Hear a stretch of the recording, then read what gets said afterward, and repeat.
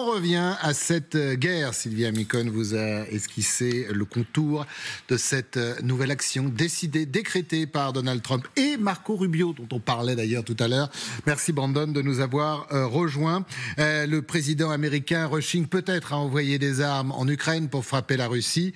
En revanche, il envoie, pardonnez-moi l'expression, du très très lourd pour combattre le président Maduro et le Venezuela. Effectivement, l'intensité qui monte d'un cran parce qu'on l'a appris ces dernières heures, les États-Unis qui ont ordonné le déploiement dans la mer des Caraïbes du plus grand navire de guerre au monde. Vous le voyez ici, l'USS Gerald Ford, du nom de l'ancien président, avec quand même quelques caractéristiques assez impressionnantes, à propulsion nucléaire, 333 mètres de long. L'objectif, c'est de prêter main forte à Washington, donc dans cette mer des Caraïbes, avec une petite précision quand même, ces dernières heures du porte-parole du Pentagone, qui nous dit que ce déploiement a pour objectif d'améliorer la capacité des États-Unis à détecter, surveiller et perturber les acteurs et activités illicites. Le porte-parole du Pentagone qui l'indique sur X ces dernières heures. Il faut savoir qu'il y a déjà un déploiement assez important du côté des États-Unis pour mener des opérations dans cette région. On parle de 4500 corps de marine dans les Caraïbes, avec notamment ces dernières heures des entraînements au Panama de quelques soldats américains. Et puis, on a appris cette semaine, regardez, c'est une information notamment de nos confrères donc de l'agence AP, que les États-Unis ont fait survoler des bombardiers supersoniques au-dessus de cette mer des Caraïbes. Vous allez les voir sur ces images juste à côté. Regardez ces fameux, notamment B-1, images de l'armée américaine. Une information qui a été démentie face aux journalistes par Donald Trump lui-même. Déploiement aussi ces dernières semaines, on parle de 10 navires et puis de 8 avions de combat furtifs F-35 qui sont également mobilisés, tout cela dans cette mer des Caraïbes. L'objectif de Donald Trump, c'est toujours le même, on s'en prend à ces navires, ces bateaux, vous les voyez ici, ça c'est dans l'océan Pacifique le 21 octobre et puis le 17 octobre. L'objectif, c'est de lutter contre la drogue. On accuse du côté le Venezuela d'être le complice, voire l'organisateur de l'un des principaux cartels. Tout cela, on s'affranchit des lois internationales et on ne fournit aucune preuve. Avec un bilan, Christophe, extrêmement lourd de ces opérations menées dans les Caraïbes ces dernières semaines. Regardez, 10 attaques américaines connues avec un bilan humain très fort. 43 morts au total. Merci beaucoup, Brandon Ouaret. Elisabeth Shepard-Selam est avec nous. Merci, bonjour, Elisabeth. C'est vrai qu'un porte-avions, le plus grand, le plus puissant porte-avions du monde, ça fait un peu beaucoup pour traquer des trafiquants de drogue. Oui, ça fait beaucoup, surtout quand on pense la dernière fois au Moyen-Orient pour des guerres plus conventionnelles et les menaces beaucoup plus lourdes que les bateaux qu'on voit attaquer dans les Caraïbes et dans le Pacifique. Ça fait très lourd, c'est pour ça aussi qu'il y a beaucoup de rumeurs, bien évidemment, de envie de changement de régime ou quelque chose qui va beaucoup plus loin que les frappes qu'on a vues que Brandon a mis en exergue ces derniers jours. Alors, on va écouter, si vous êtes d'accord, Nicolás Maduro, parce que, visiblement, il se dit que les journées sont compliquées pour le président vénézuélien et que les nuits, d'autant plus, il redoute pour sa vie. Alors hier, il prend le micro et vous allez voir que, loin de se coucher face à l'Amérique, il tient tête au président et il promet le pire pour les soldats américains si jamais ces derniers venaient à mettre un pied au Venezuela. Toutes les forces militaires du monde connaissent la puissance du missile Iglas. Et le Venezuela a déployé pas moins de 5000 Iglas dans des positions clés de défense aérienne afin d'assurer la paix, la stabilité et la tranquillité de son peuple. La paz, la estabilidad, la tranquilidad de nuestro pueblo. Más de 5000. Plus de 5000. Cet équipement de simulation nous permet de viser clairement, par milliers, dans chaque montagne, chaque village, chaque ville que vous pouvez imaginer sur le territoire vénézuélien, du nord au sud, d'est en ouest, qui doit être une patrie imprenable, que personne ne se frotte au Venezuela, car nous ne nous frottons à personne. Ainsi parlait Maduro. Magali, on a vraiment l'impression qu'il ne fera pas le poids. Je dis pas il, les Vénézuéliens, je dis il, lui, ce dictateur vénézuélien. Quand on voit son discours et quand on voit l'armada, on va voir les images bien évidemment, porte-avions, B1, sans compter tous les avions, parce qu'un porte-avions porte des avions, c'est le cas de le dire, et il y en a beaucoup sur ce fleuron de l'Amérique. Et il y a certaines confidences de membres de son entourage qui expliquent qu'en effet, il est assez terrifié par ce qui se prépare et qu'il se protège dans des bunkers. En plus, Donald Trump manie la menace, évidemment, en disant qu'il a donné son aval à des opérations de la CIA au Venezuela. Quand il déploie toute cette armada, évidemment, on se dit que ce n'est pas uniquement pour les trafiquants de drogue, mais que l'idée du changement de régime, elle est bien là. Et puis on parlait de Marco Rubio tout à l'heure sur le dossier russe. Je veux dire, sur le dossier de l'Amérique latine, ce fils d'exilé cubain, il est vraiment à la manœuvre anti-communiste viscérale et qui est bien, lui aussi, décidé à pousser l'avantage américain dans ce précaré, en fait, des États-Unis. Il y a un parfum de guerre froide, en fait, qui revient véritablement. Il y a un pays qui compte derrière le Venezuela, autant le dire tout de suite, la Chine. Absolument, parce que derrière Nicolas Maduro, c'est la vraie guerre en fait de Donald Trump. Il y a les premières réserves de pétrole mondiales.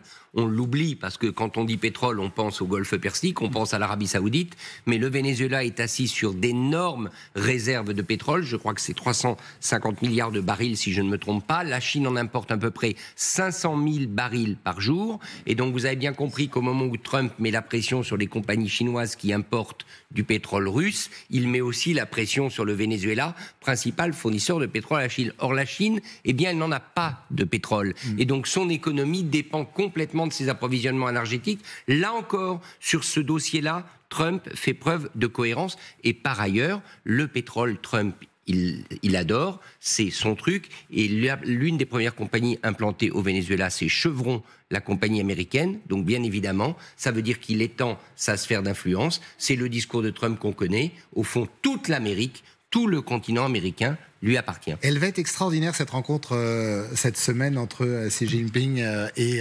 Donald Trump. Ça fait beaucoup, je vous laisse la parole dans un instant, mais général, les jouets guerriers de Donald Trump, c'est énorme. C'est peut-être un peu trop pour combattre des trafiquants de drogue. Oui, alors d'abord, le porte-avions dont on parle était en transit, donc on lui a juste... Il vient de Méditerranée. Voilà, on lui a donné une mission, et puisqu'il est là, on va l'utiliser. Bon, effectivement, ça fait un peu gros contre les trafiquants. Maintenant, moi je trouve qu'il y a d'autres questions qui peuvent être posées, et c'est l'emploi des forces armées contre les trafiquants de drogue. Quelles que soient les forces armées, d'ailleurs. On le fait. Alors, pas dans les mêmes proportions, mais on le fait. Notre marine combat... Ça a été évoqué tout à l'heure. Il y a le problème de la question juridique, de l'élimination physique de ceux qu'on a en face. En temps de guerre, on ne se pose pas ce genre de questions, en principe, entre soldats. Mais là, on tue des civils qui sont des trafiquants avec des moyens militaires. Et je crois que c'est un vrai débat qui mérite quand même qu'on s'y attache d'une manière d'ailleurs même en profondeur. Parce qu'aujourd'hui, la drogue est une vraie menace pour les sociétés. Et on peut comprendre la position de Trump en disant, comme nous, on n'y arrive pas chez nous, on va essayer de tarir un peu la source en détruisant tout ce qui pourrait arriver. Et les moyens militaires, finalement, plutôt que d'aller leur faire la guerre ailleurs, on va les utiliser pour faire la guerre aux frontières en quelque sorte. On a eu la guerre contre le terrorisme, là on va voir la guerre contre la drogue, mais c'est vrai que les dégâts de la drogue aux États-Unis sont énormes, donc il y a des mesures qui sont prises, mais le problème c'est qu'il n'y a pas que le Venezuela.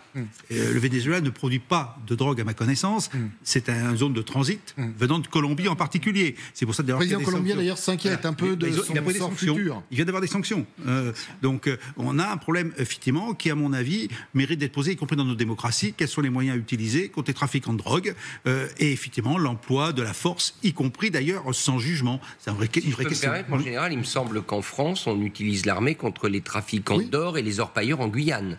Oui, mais avant d'ouvrir le feu, on prend quelques mesures quand même. Et les trafiquants de drogue. Voilà, d'ailleurs, la dernière opération de la Marine nationale, il y a eu des tirs qui ont été faits sur l'embarcation. Mais il a été précisé assez rapidement qu'aucun des trafiquants qui se trouvaient sur cette embarcation n'a été touché. On va retrouver Elisabeth dans un instant, mais je voudrais vous laisser la parole sur cette opération ou cette guerre, on appelle ça comme on veut, de Donald Trump. Il y a le contexte international. Une guerre économique, certainement, on a bien compris. Bien sûr, il y a le contexte international qui fait que la Chine soutient Maduro et a besoin du Venezuela pour ses approvisionnements.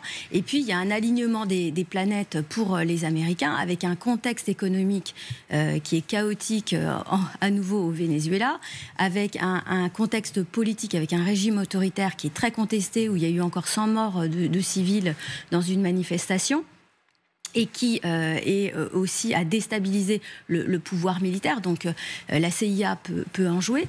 Et donc les Américains... Ça veut dire que les Américains comptent sur les Vénézuéliens pour renverser le pouvoir, ou avec un coup de pouce? On l'a bien compris. On ne sait pas comment ça peut être mené, mais il va y avoir un appui. Ils envoient quand même effectivement au niveau il y a 8 navires, au niveau des bombes, il y a les bombardiers américains, il y a l'impressionnante flotte américaine. Il y a des soldats aussi dans la région. Les soldats qui sont en formation à la frontière, plus des soldats qui sont prêts à intervenir, le feu vert officiel de la CIA et un contexte politique au Venezuela qui est fort d'instabilité, avec un soutien aussi des contre-pouvoirs. Ce sont face à cet alignement des planètes pour les États-Unis, alors que le Venezuela est à côté des États-Unis, il y a effectivement les ressources, toujours les ressources, le pétrole, les réserves en brut et en gaz, et aussi les minerais qui sont là. D'ailleurs, c'est intéressant. Convoités par les sociétés américaines. Et on parlait de la Chine à l'instant. On a cherché ce matin, on n'a pas vu de réaction de Pékin sous votre contrôle à cette opération américaine. On va retrouver Elisabeth Shepard-Shallam. Avant, je voudrais qu'on écoute Donald Trump. Il y a une question qui lui avait été posée sur la guerre. Pourquoi pas déclarer la guerre au Venezuela? Mais alors, pour cela, il faudrait s'adresser au Congrès. Pourquoi le Congrès, répond le président américain? Monsieur le Président, si vous déclarez la guerre à ces cartels, pourquoi ne pas simplement demander au Congrès une déclaration de guerre? Je ne pense pas que nous allons nécessairement attendre la réponse du Congrès. Je pense que nous allons simplement tuer les personnes qui font entrer de la drogue dans notre pays, d'accord? Nous allons les tuer. Vous comprenez? Elles vont mourir. Elisabeth, le monde est tellement simple quand on écoute Donald Trump. Alors, le monde est simple, mais comme disait le général Chauvency, il y a quand même des questions, même en interne aux États-Unis, pour le coup, de droit. Notamment cette question de qui déclare la guerre aux États-Unis, c'est-à-dire le Congrès. Donc, il y a ces questions, en plus de questions d'utilisation de l'armée pour ce genre d'opération, alors qu'il y a d'autres menaces. Et donc, l'armée en elle-même, il faut peut-être rappeler que le général qui commande le commandement du Sud a mis et se met à la retraite anticipée parce que justement, il n'est pas du tout d'accord. Donc, il y a des questions en interne dans les institutions qui, même si le président a l'impression que c'est très facile et très simple, c'est peut-être pas aussi facile que ça. Mais je rajouterai, et je m'arrêterai là, c'est quand même une tradition américaine. On pense, Magali parlait de la guerre froide, on pense à Grenade, on pense au Panama. Ça ne serait pas la première fois que les Américains s'émissent dans du changement de régime, en tout cas de s'émisser dans des régimes en Amérique du Sud. C'est juste qu'ils reprennent quelque chose qui a été fait pendant très longtemps. Avec plus ou moins de bonheur, bien évidemment, Elisabeth, parce qu'on sait que la CIA s'est souvent penchée sur ces pays et sur des opérations de déstabilisation, mais ça pose peut-être aussi un autre problème vis-à-vis des Chinois, parce qu'on sait que l'Amérique voit d'un mauvais œil ce qui se passe aujourd'hui et depuis quelque temps maintenant au large de Taïwan. Cette envie de conquête encore affirmée il y a quelques jours, je crois, par Xi Jinping. Mais comment donner des leçons au monde quand quelque part vous vous comportez un peu de la même façon? C'est-à-dire que vous avez décidé de renverser un régime, vous avez décidé de récupérer du pétrole ou un territoire, eh bien vous envoyez votre armada. Oui, mais encore une fois, dans la tête de Donald Trump, l'Amérique tout le continent américain, en fait. C'est aujourd'hui son précaré. Donc, en fait, il estime qu'il est là-bas chez lui et que les Chinois n'ont rien à y faire. Or, la Chine, ces 20 dernières années, s'est implantée de manière exponentielle. La Russie à Cuba, la Chine dans ces pays. Et aujourd'hui, et pour certains pays, le premier partenaire commercial de ces pays d'Amérique du Sud. Il faut bien voir. Lula, d'ailleurs, le président brésilien a été très dur vis-à-vis de Trump. Mais... Lula va rencontrer d'ailleurs Donald Trump certainement là dans ce week-end. Donc on a bien vu à quel point Donald Trump, dès qu'il est arrivé au pouvoir, a commencé à mettre cette pression sur Panama. Vous savez, parce que là aussi, c'était l'idée de repousser l'influence de la Chine. Sur le Venezuela, on est aussi dans le même cas de figure parce que la Chine essaye de s'implanter et s'est implantée au Venezuela. Aujourd'hui, Donald Trump veut reprendre le contrôle. L'affaire de cette guerre contre la drogue, c'est aussi une excuse pour se réimplanter et pour chasser les Russes. C'est une guerre de territoire, en fait. On est dans une guerre revenu au pays du Far West. Et c'est vrai que la rencontre avec Xi Jinping la semaine prochaine risque d'être coton quand même. Assez mouvementé, oui. Tout à fait. Deux éléments pour compléter. D'abord, une petite correction, Christophe. Trump, lui, ne fait pas la leçon. Pour Trump, il y a seulement le rapport de force. Il ne fait pas la leçon au monde. Il ne fait pas la leçon à Xi Jinping. Et d'ailleurs, sur Taïwan, beaucoup redoutent qu'à un moment donné, la victime d'un accord Trump-Xi Jinping soit Taïwan. Et ça ne lui Comme on l'a pensé pour l'Ukraine, d'ailleurs. Et ça ne lui posera pas de question de conscience. Et c'est d'ailleurs pour ça que les Taïwanais ont décidé d'investir massivement aux États-Unis, parce que là, il y a cette corde sensible de Donald Trump. Puis le deuxième élément, quand même, une conséquence de ce qui est en train de se passer, c'est que les trafiquants de drogue, ils vont devoir trouver de nouveaux marchés et de nouveaux circuits s'ils sont boutés hors du Venezuela. Et là, malheureusement, on pense au marché européen et on pense à des zones de passage comme les Antilles françaises ou la Guyane, où la pression des trafiquants va s'intensifier considérablement. Qui sont déjà des zones sinistrées pour nous. Ce besoin de conquête de Donald Trump, visiblement, n'a pas de limite. On s'en rend compte, puisqu'il dispose de moyens, il dispose d'une armée.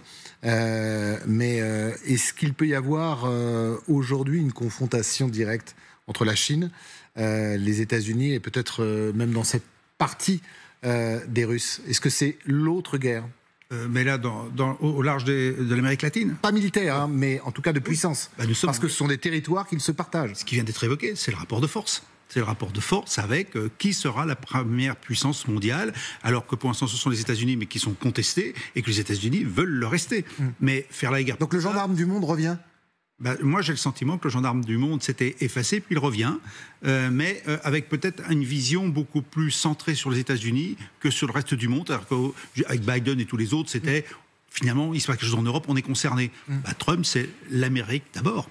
Et l'America First. Qui pour remplacer Maduro? Il y a un nom? Parce qu'il faudra que ce soit quelqu'un qui sera Trump compatible, mais on en revient aux Chinois. Faudra qu'il soit Pékin compatible, ou est-ce qu'il peut être les deux ou pas? Il y a un nom? Juan Guaido. Il est soutenu par Donald Trump et il en fait la promotion et il dit ouvertement que c'est le président du Venezuela.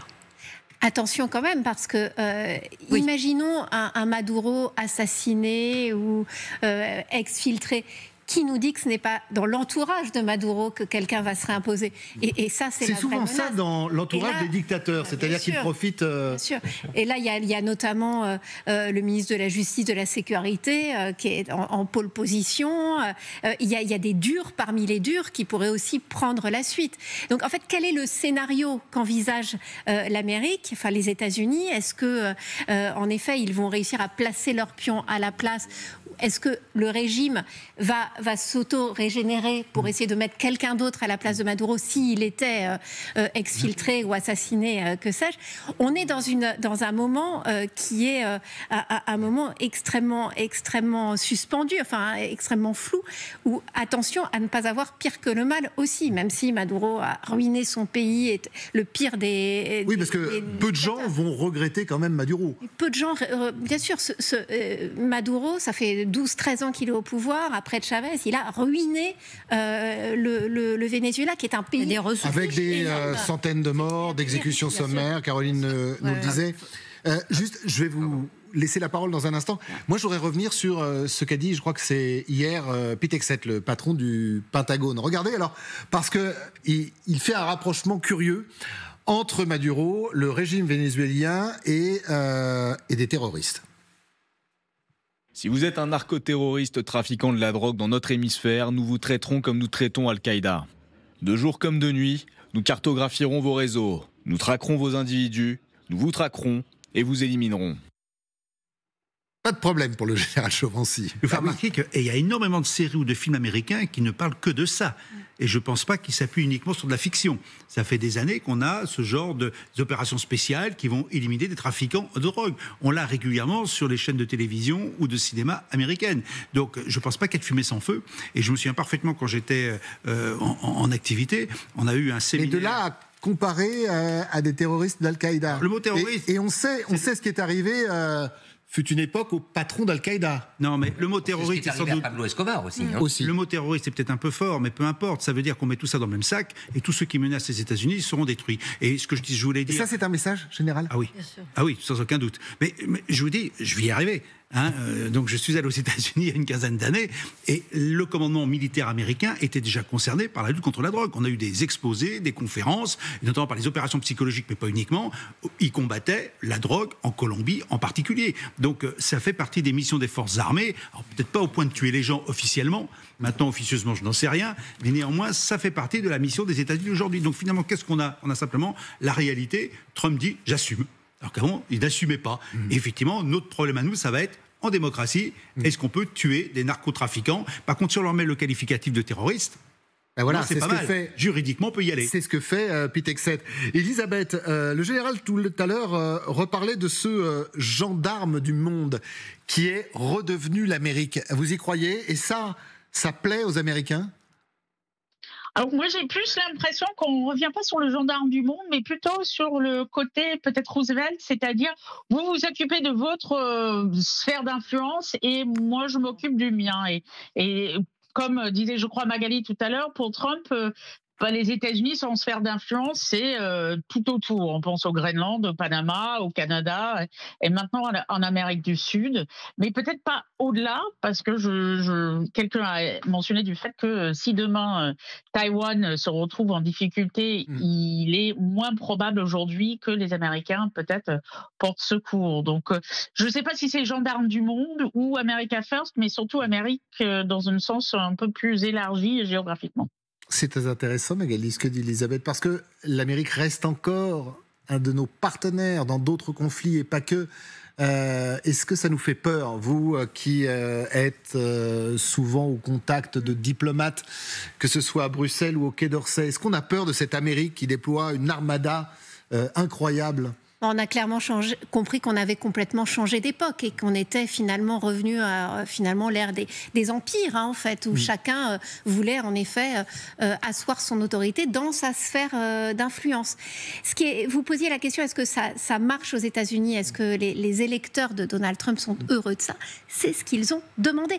Le 20 janvier, quand Trump arrive au pouvoir, l'un de ses premiers décrets, c'est pour déclarer les cartels organisations terroristes étrangères. Quand les électeurs MAGA, les électeurs de Donald Trump voient ces hors-bords pulvérisés par des frappes américaines, je pense qu'ils applaudissent des deux mains parce qu'il y a ce retour de l'autorité, de la protection, des frontières. Tout ça, ça a été au cœur de la campagne électorale. Merci à tous les quatre.